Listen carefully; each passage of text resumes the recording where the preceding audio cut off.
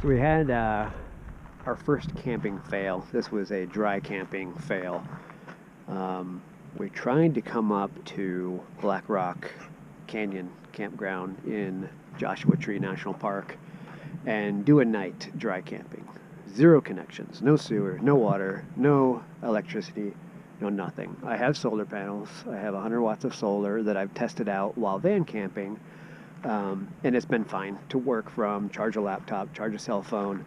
But the one variable that I was unsure of is the furnace fan running, and not knowing if the batteries would last overnight to run that furnace fan. Well, about 5 o'clock this morning, it was, I think, 38 degrees inside the RV, and the furnace wasn't real happy about running. In fact, I came out and I dropped the temperature down to 50, and the fan shut off. And I thought, okay, it'll give it a break, but it never came back on. So it decided that it didn't have enough juice to go ahead and fire up the furnace anymore. So I think what we have is a couple of batteries that just aren't in great shape anymore, and that was a big unknown for us. We bought the rig used, as you guys know, and the batteries came with it, so we didn't really have a test case to go off of. So this was our first example. So anyway, we're canceling the rest of our reservation here at Black Rock, which is gorgeous.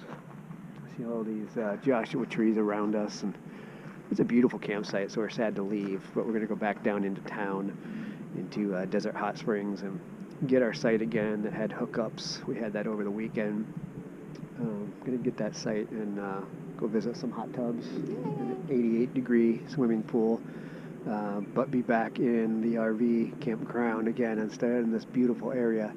So anyway, it gave us a chance to figure out whether we can do this or not, and right now with our batteries, we can't. And that's basically because the temperatures are so cold. It's only, it's probably only about 40, 43, something like that out right now at about 10 o'clock in the morning.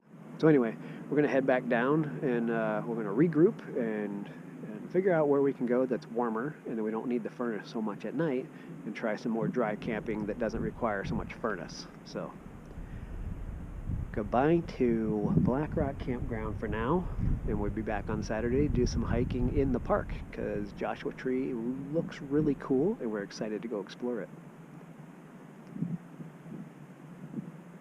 How'd it feel this morning when you got up? Awful. Awful? It was really cold. Yeah, maybe like your tent camping? Pretty much, like in the snow.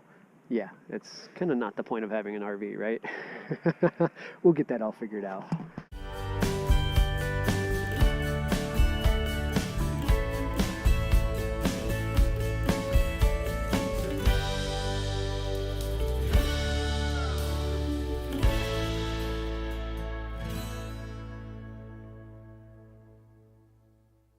So we got driven out of the cold Black Rock Canyon campground this morning. Came down to enjoy some nice weather back down in Palm Springs. So we decided to come walk Palm Canyon Drive, which is really cool. There's a bunch of shops down here. Jen and Sedona are already buying things. It's all lined with palm trees, lots of shops. A cool place to check out while we're enjoying the weather. So these are all part of the Palm Springs Walk of Stars. It's like the Walk of Fame in Hollywood, but these are all actors and actresses and people in the industry who have all lived in Palm Springs, which is pretty crazy because there are a ton of these blocks throughout this walk. So it's kind of cool. There's a few names that we recognize and a bunch that we don't, but that one we'd definitely recognize.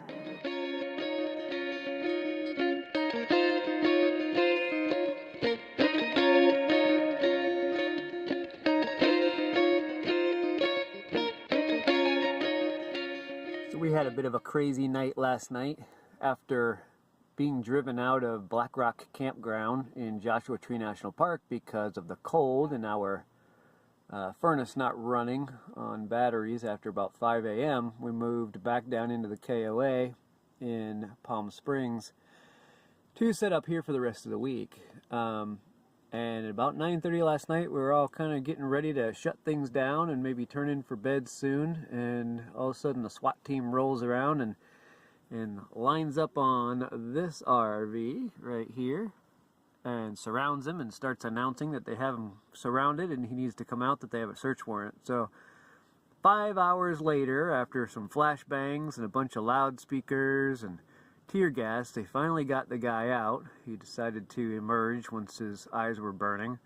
I don't know why they didn't do that a lot sooner. It could have saved us a lot of grief, but that was a 5-hour standoff starting at 9:30 at night, and we really didn't get to close our eyes until 3 o'clock in the morning. We're all huddled up in the front bedroom of the RV in case gunshots were going, because unfortunately we were like right in the line of fire, just behind the SWAT truck, so that wasn't too cool.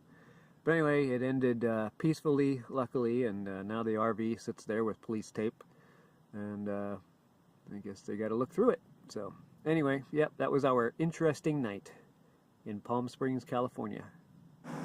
So not only did we get our free personal showing of cops last night with the big camper bust, tonight we get some hot tubs and an 88-degree heated pool, which is really nice. So this resort, well, campground, KOA, in Desert Hot Springs is fed, or the hot tubs are fed by natural hot springs. So you have 3 hot tubs. One is about 98 degrees.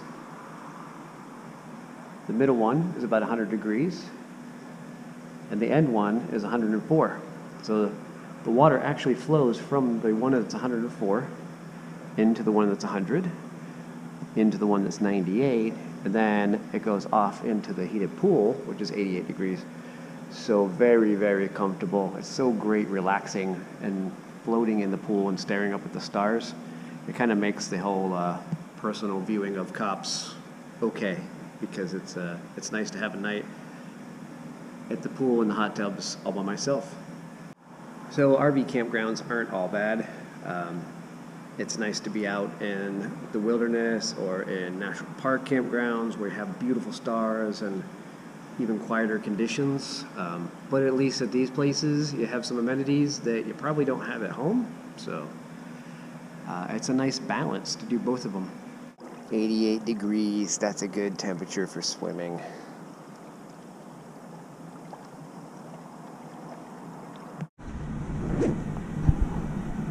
So that's how you do hot springs in February.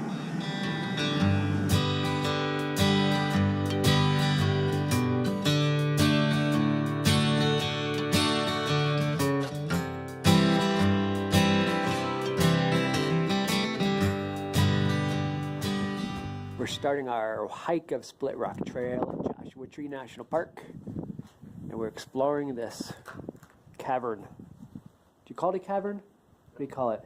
An overhang. Overhang? A windbreaker? Yeah, it is breezy out today.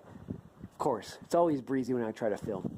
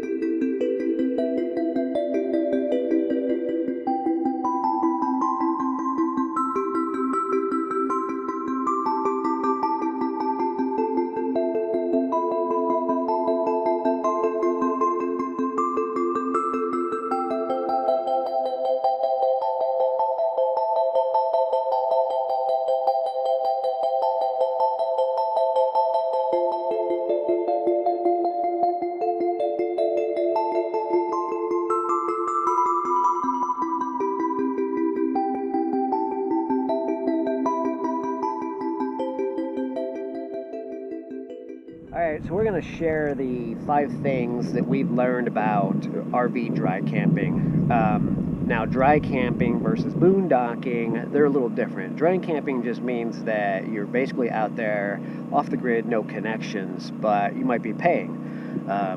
For instance, like Lake Powell is an area, Lone Rock campground, where you can go primitive camping, but you're still in an area run by the National Park Service that requires $14 a night to camp. So that would be dry camping versus boondocking, where you might be on BLM land or in a Walmart parking lot or something like that. So that would be boondocking, where you're not paying anything. So I think our first thing is the generator. It took us a good 6 months to decide to buy a generator. A lot of that was because we were on the East Coast and we knew we wouldn't have a lot of opportunity to do any dry camping, and we were just kind of getting our legs under us. We wanted to be hooked up. So once we finally bought our generator, which is a 2,000 watt generator, it cost us about $450. Once we got that, it opened up the ability to start some dry camping. So in doing the calculations,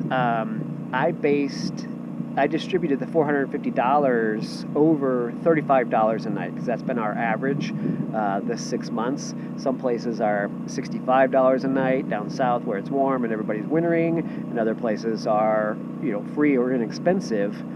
State parks are a great example of that. So in buying a 450 watt generator, we essentially will have paid off our generator in 13 nights of dry camping, which is pretty good. And that's not all free camping. That's some, you know, state park and paying some to dry camp in areas where you have to pay, but not fully boondocking. If you were to basically divide that out over crap, I screwed that up.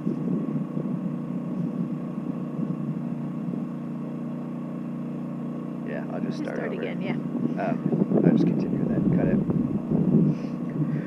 So basically, if you're paying an average of $35 a night to camp, and you go full free boondocking, it would only take you 13 nights of free camping to pay off that $450 generator. So you can see you can get that done pretty quickly.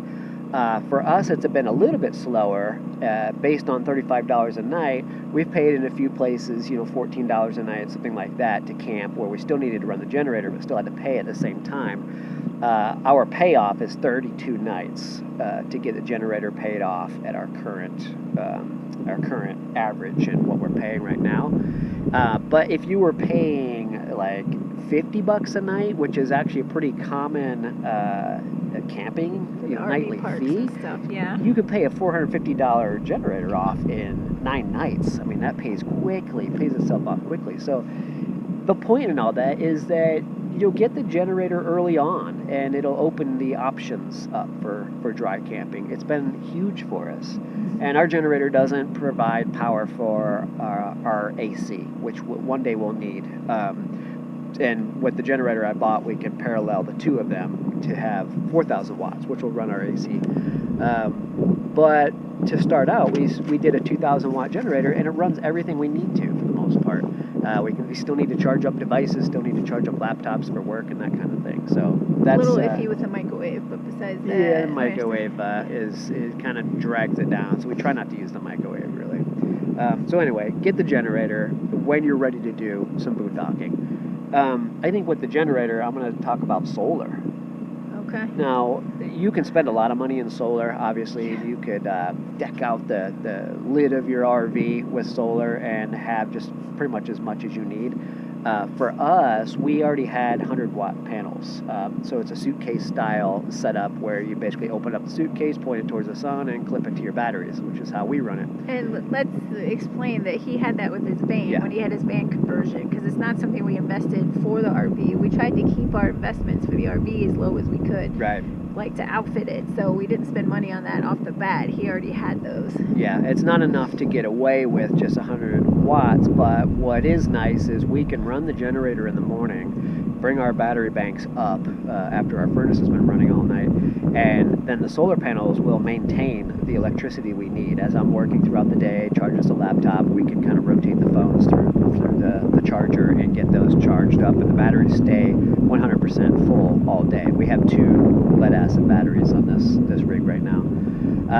So I think as a supplement in our situation, it's worked out really well to have the solar panels. And those solar panels in the suitcase style, I think I paid about $215 when I was did my van conversion and was doing van camping.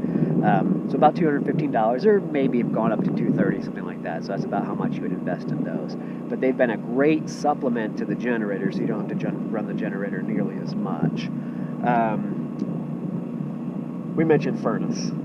So we've run into some issues with our furnace.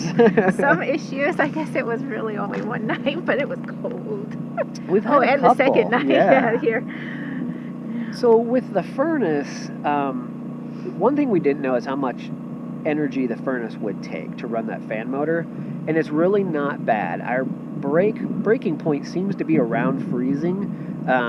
We have come to set our thermostat at 68 degrees at night and down to about 32 degrees. That gets us through the night. I set it at 62 degrees the other night, and it was a pretty cold night, like 33 degrees, and just those 2 degrees was enough. Plus, I guess some mismanagement of our electricity. I kind of shut the evening before. We kind of were a little luxurious with our lights. We were. TV. We ran lights a little bit too long. After shutting the generator down, and I had bumped the thermostat up a couple degrees, so that resulted in about 3:30 a.m. the furnace not really coming on anymore, so it was pretty chilly that morning. So these are the things you'll learn doing that. And then actually the day after was cloudy, so we didn't really have a lot of solar to bring the batteries back up, so we had to run the generator longer. But now we know, run the generator as long as you can while being conscientious of your neighbors, if you have neighbors, and then be real picky about what lights you run after you shut that generator off when you have cold weather, because the furnace does demand a lot of energy overnight. When it gets warmer, it'll be a lot easier because we won't have to sweat that so much. No furnace running, or running very seldom overnight. So furnace is definitely a concern if you're doing some boondocking or dry camping in colder weather.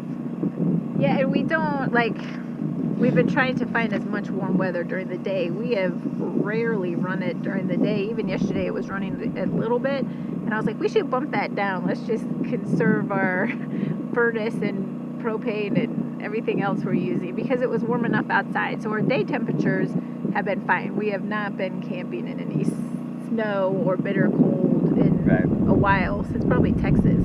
I think that was the coldest during the days. So we really only have to think about the furnace overnight. It's not something that we think about during the day at all. So just wanted to share that bit, because we're not in Minnesota.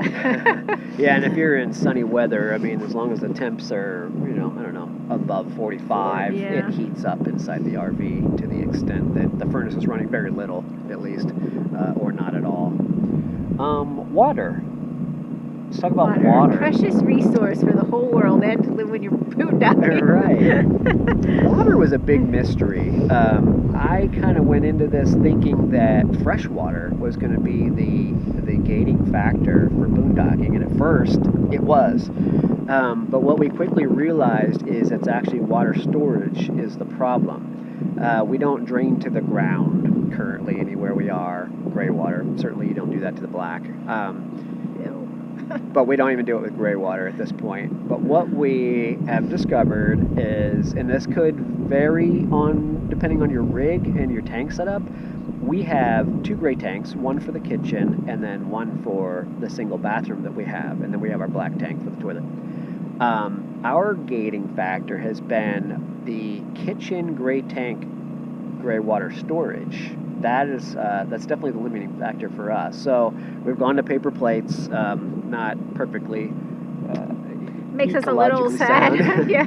But we have to. So if we can watch our gray tank with the kitchen, then the other 2 fall into place pretty well. What we've determined is a family of 4, the black tank gives us a week, and right up to that weak point where we have to take it and dump it. But I actually thought that was going to be a big problem too, that our black tank would fill up. In fact, when we first started doing this, we were, Harley and I were using the park bathroom and making sure we were using our own bathroom very little to let the girls use that. But it actually turns out we get a full week of not really having to sweat it. So the black tank gives us a week. The gray tank in the bathroom, which is really only the shower and the bathroom sink, that isn't a problem at all. We can each get a shower in. You know, right Baby now. style showers, like you turn off, wet your hair, you turn off, lather, rinse your hair, turn off again, lather everything else, turn the water on, rinse, you're done. Exactly. And actually, I mean, I think we could afford more of that, a longer shower as far as the gray tank in the bathroom is concerned, but then we run into a freshwater issue. You don't want to take showers that are using 6 gallons of water. Maybe it offsets our paper plates. Yeah, exactly. You use a lot less water. Now, with that said, we're in cool weather right now, where a shower in the week will sustain you, but hotter weather, obviously, that will become an issue. We won't want to live with each other. Other ways, you know, to clean up. That people have come up with. Yeah, there are wipes and stuff. And what are the... Why can't I remember? A washcloth. Washcloth. What's a washcloth? What are those things you mentioned? Like that people might use just to do, like if you were camping for a week or backpacking for a week. Or there are ways around it. There's ways around it. So anyway, our gray tank in the bath, it gives us all a shower, you know, midweek, and then it certainly brushing your teeth and that kind of stuff in the sink. It doesn't even come close to filling up. So it's really the gray tank in the kitchen. And what we've discovered is a lot of times we're close enough to town doing this that when I just put a 6-gallon jug, a fresh water jug in the truck, and we go into town, we just top it off. We fill it up, bring it back to the RV, we suck it into the freshwater tank, and then put it back in the truck empty, so the next time somebody goes to town, they just fill it up again. There's always places to fill up in town. You can always find a place. In fact, there's a lot of good apps and websites for that. So look for that. So that covers the 5 things we've learned about RVing. I think that the enjoyment, is it 5? We got our generator, our water, our furnace, our solar. No, it was the 5th one was actually the fact that it was a good alternative to what we have been doing. Yeah, and I think that I want to add to that, like as we're talking, that we stepped into it. Lots of people, like maybe they're way braver than us, or might not worry about how their kids are going to react to not having water, or having to, you know, make some of these choices, or maybe not having the internet as long as they might just go out and boondock. But we kind of stepped through it. So we went to the RV parks, and then we tried, like Trav was saying, how much water can we get by with at the state parks, where at least they have bathrooms and stuff. So let's just see how many times we can share their showers and their bathrooms and how long we go. And then we tried our first boondocking time outside Death Valley, and we're fine. And we were kind of surprised by that. So then now we're just dry camping because we want the location this time over boondocking. But it was a step-by-step process, and as we learned, we felt more confident. And then we just added the water jug when we went into town. And that freed us up, because actually on the BLM land in Death Valley, which we haven't done that video yet, but on the BLM land, we just had the water that we took in. Yeah. Like, that's all we used, and we actually made it through, but we were very, very conservative. By having the jug and running to town, it opened us up. We realized that we could take on way more fresh water than the 50 gallons that we have. We could use way more fresh water than we were, and it kind of let us not be so, we didn't have to be so conservative and crazy about it. So that was a big help. We realized as long as you distribute your fresh water evenly between the black and the 2 gray tanks, then you can go a long way. Okay, so as an alternative, it's been an awesome alternative. I think we're going to find a healthy back and forth, a healthy mixture of RV parks and dry camping, because you don't want to deal, you know, every day on the road with a generator. Sometimes you're just going to want to plug in. Doesn't matter like when you turn a TV on or charge cell phones or any of that. I think it depends on who you ask in our rig. Yes. Really. Well, yeah. Some have adopted it more or better Easily.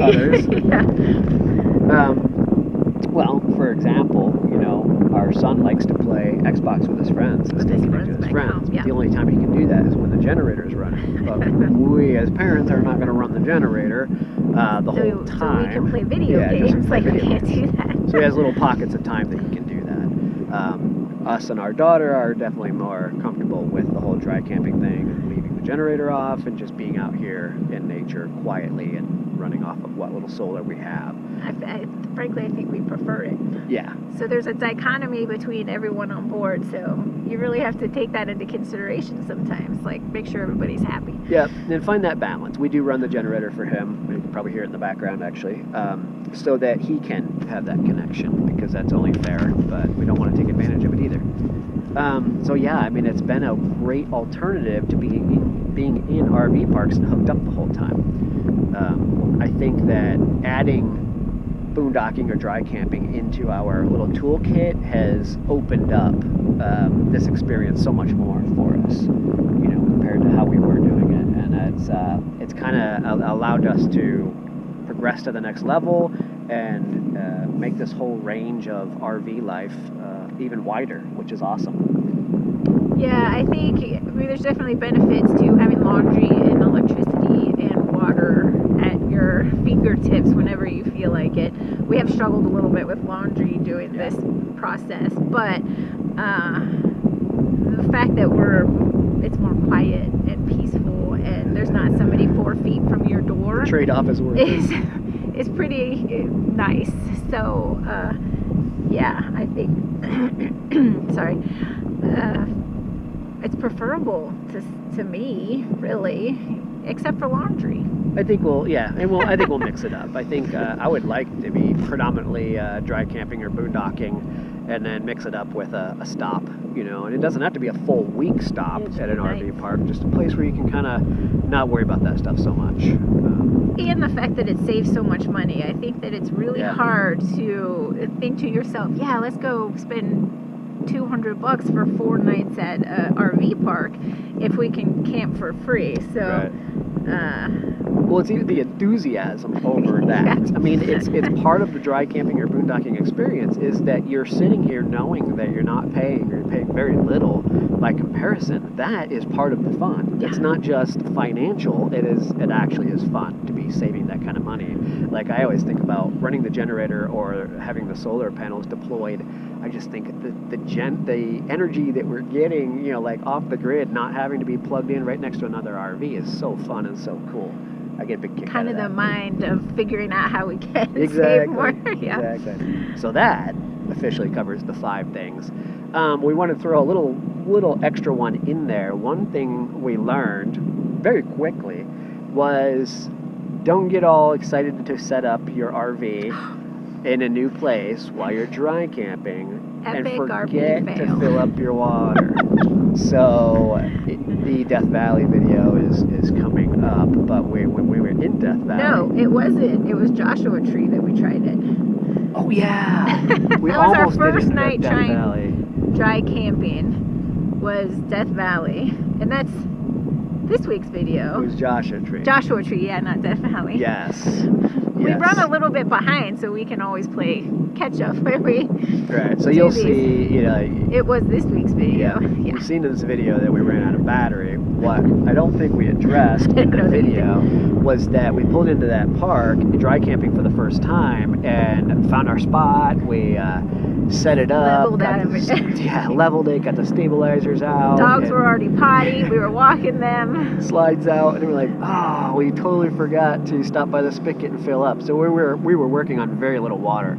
And what we were planning on doing is tearing it all back down the next day and going down to the spigot, which was literally like 150 yards away from us. I don't even think that. We were going to go fill it up the next day. We just had to, there was no other choice. That's what we were going to have to do. But the whole furnace and batteries thing kind of bit us in the butt. We didn't have our generator yet. And that wiped out that next day for us. That's when we had to go back into town. So yeah, big tip there.